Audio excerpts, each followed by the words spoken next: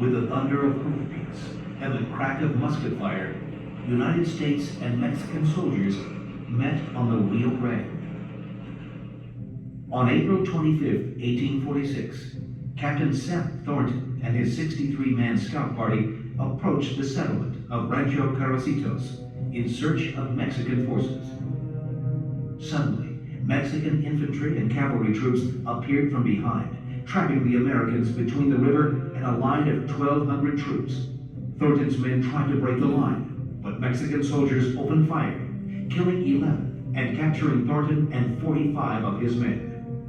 War was underway, and it had been a long time coming. From the earliest days of their independence, United States citizens sought land and freedom on the vast western frontier. As they continually pushed their country's borders westward, many became convinced they had a manifest destiny to conquer the continent for American democracy and liberty. But as settlers moved ever farther west, the land they found was already owned by others. With its independence in 1821, Mexico inherited Spanish colonial titles to vast, rich territories in the path of American expansion. And the young republic was determined to strengthen its weak hold on these sparsely settled lands. In Texas, Mexican officials tried to control the American surge west. They permitted immigration and granted newcomers large tracts of land, but settlers were expected to accept Mexican citizenship and become loyal to their new country. Instead, these colonists resisted control from the Mexican capital and rose in rebellion. After defeating Mexican forces, in 1836, they declared themselves citizens of the independent Republic of Texas. The Mexican government could not retake Texas, but it never surrendered claims to the territory. And in 1845, when the United States announced plans to annex Texas, Mexican leaders angrily broke relations with Washington. James K. Polk ignored the Mexican complaints. The United States president had pledged to extend his country to the Pacific coast and saw Texas as a major step toward that goal. He welcomed Texas as the 28th state in the Union. He also supported Texan claims that the new state owned the huge expanse of territory extending to the Rio Grande. This stand further angered Mexico. Mexicans had always drawn the southern border of Texas along the Nueces River. Polk's border claims included large portions of several Mexican states and the New Mexico territory. But Polk believed that he could force a settlement. He sent negotiator John Slidell to Mexico City, not only to discuss the Texas issues, but also to make new demands that Mexico sell its New Mexico and California territories to the United States. To influence these talks, the president also sent troops into Texas. In June 1845, General Zachary Taylor's army set up camp in Corpus Christi at the mouth of the Nueces River. This show of force infuriated Mexican President Mariano Perez. He announced that he would discuss nothing but the return of Texas and expelled the U.S. envoy from Mexico. Polk, in turn, responded with renewed pressure. In March 1846, he ordered General Taylor and his 2,800-man force to march south, deep into disputed territory, to the banks of the Rio Grande. There, across the river from the city of Matamoros, troops began to construct the earthen fieldwork, Fort Texas. On the opposite bank, Mexican troops poured into Matamoros and raised their own defenses. General Mariano Arista arrived to take command of the Mexican army. The stage was set for war. Polk paused. He was prepared to pursue war, but first faced a battle for public support. Many Americans also countered his claims to the Rio Grande. Political foes found little evidence to support his border demands and denounced his stand against Mexico. Polk believed that a command to begin armed conflict might topple his plans for expansion. If he ordered troops across the Rio Grande, his opponents could announce that he had started a war and turned the country against his cause. But as long as General Taylor held his troops on the north bank of the Rio Grande, the situation was different.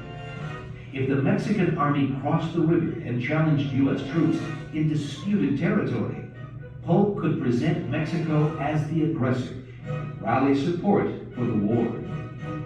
Polk's patience paid off.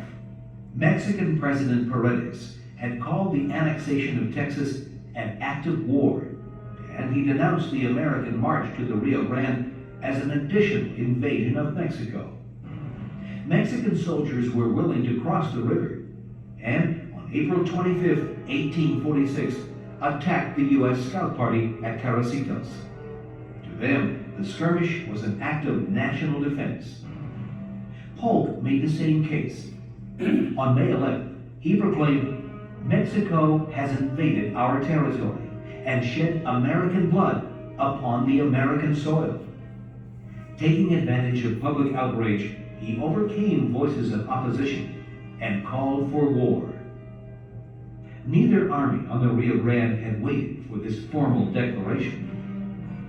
Mexican General Arista had already begun shuttling troops across the river to attack the main U.S. outpost, Fort Texas. In anticipation of this move, Zachary Taylor marched his army to his depot at Point Isabel and began to gather supplies to withstand a siege. On the morning of May 3rd, when Arista's troops opened a heavy cannon barrage on Fort Texas, only Major Jacob Brown and 500 men remained to defend the post. Hearing the distant boom of cannons, Taylor's troops prepared to assist their companions. On May 7th, they set out with 300 wagons full of supplies, 2,300 men, and 10 cannons to break the siege of Fort Texas. At midday on May 8th, Taylor's troops marched out of mesquite thickets and entered the broad prairie known as Palo Alto. Ahead, General Arista had blocked the road with cannon and cavalry troops. The rest of his 3,200 men formed a mile-long line across the plain. Here, Arista intended to engage Taylor's troops, halt their advance on Fort Texas, and capture their supplies. Taylor considered a charge on these opposing lines, but concern for his supplies forced him to act more cautiously.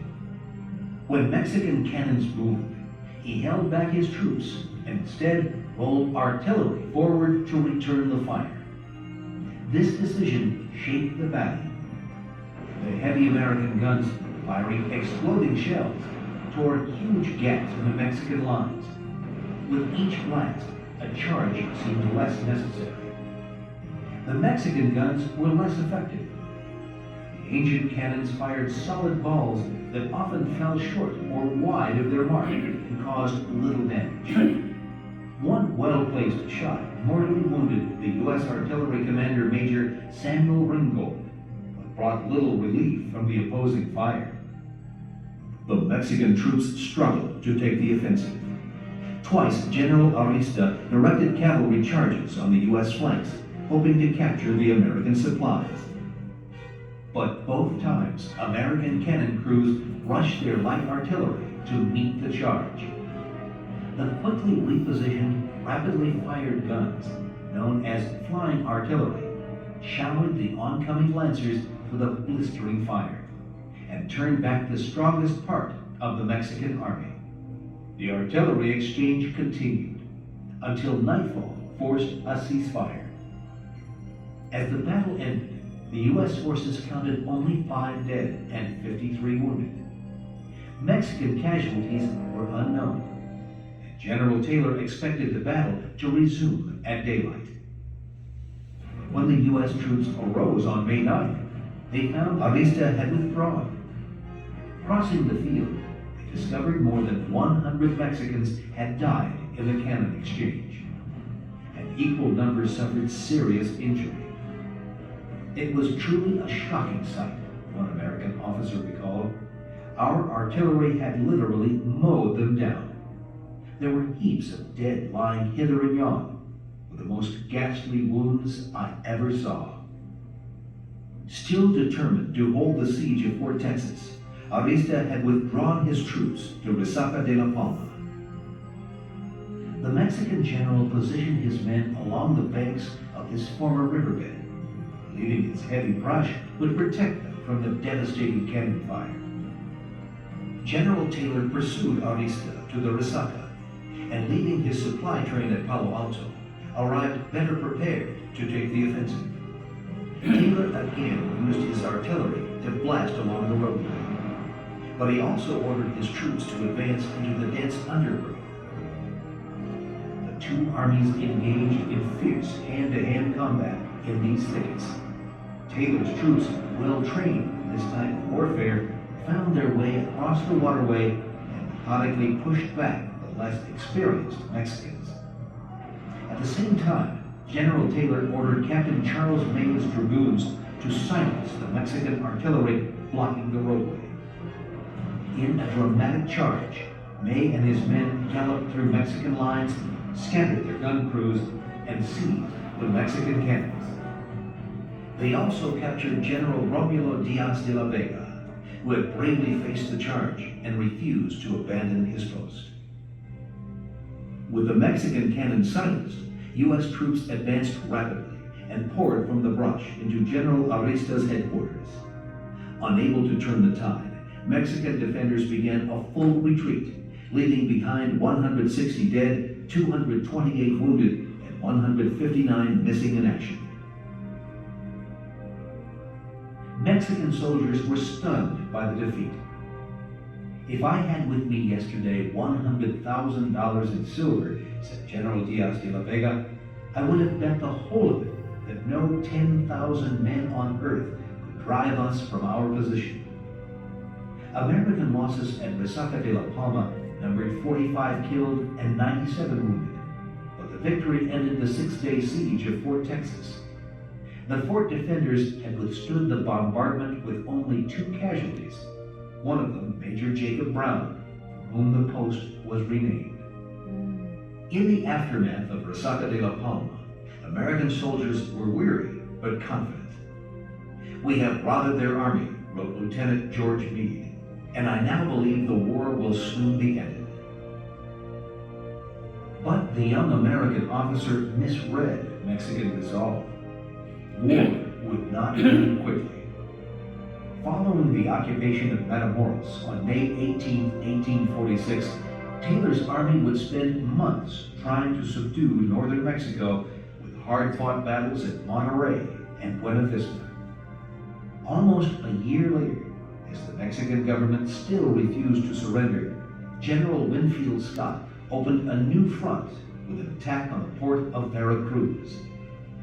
After a series of battles on the road to central Mexico, he finally captured Mexico City in September 1847 and brought the war to a close.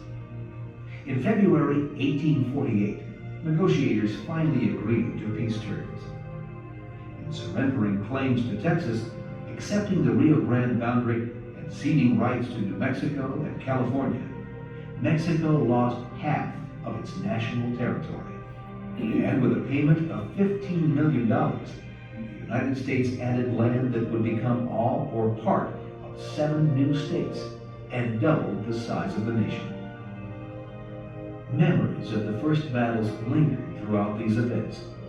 The early defeats demoralized Mexican soldiers, and though they fought valiantly in other battles, they could not rally to victory. In contrast, for the United States, the battles of Palo Alto and Resaca de la Palma inspired national confidence and encouraged soldiers to press on toward the heart of Mexico. And events on the Rio Grande have had a lasting effect on citizens from both sides of the river. Even today, citizens of Mexico and the United States strive to understand a war that began on those fields near the Rio Grande. And to this day, these fields of battle spark strikingly different emotions, as Mexicans and Americans recall a conflict that would forever change their countries.